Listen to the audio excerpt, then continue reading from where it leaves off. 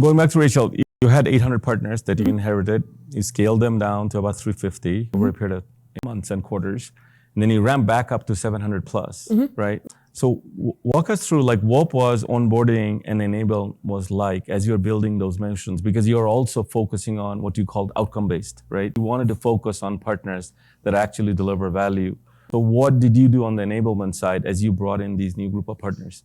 Yeah, so the program and the team I inherited, there was largely no enablement.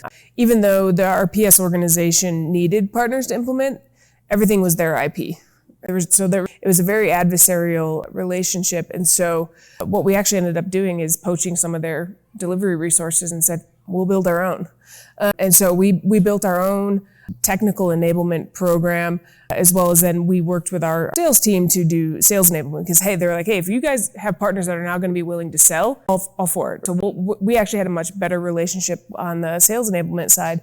They were much more willing to share the resources there. And so really it was a matter of packaging things in a consumable manner where partners globally could understand, okay, I am a salesperson at this partner, I need to do these things. So we served it up in very, 30 minutes to an hour maybe courses based on role. So it was role based. So you log into the portal, we know who you are, and it's right there on your homepage saying, hey, you stopped here, you need to pick up here. And then we did actual practical assessments. So that was the other thing with the folks that I brought over from our technical teams is they actually would do one-on-one assessments and coaching with the sales and the actual implementation resources and our partners.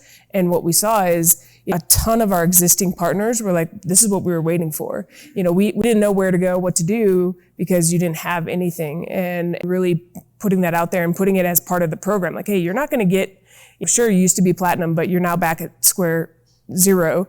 And you're not going to get there unless you complete your training. So they understood, okay, this is where you need me to go. This is what you want me to do. And I understand the path and the vision and how to get there.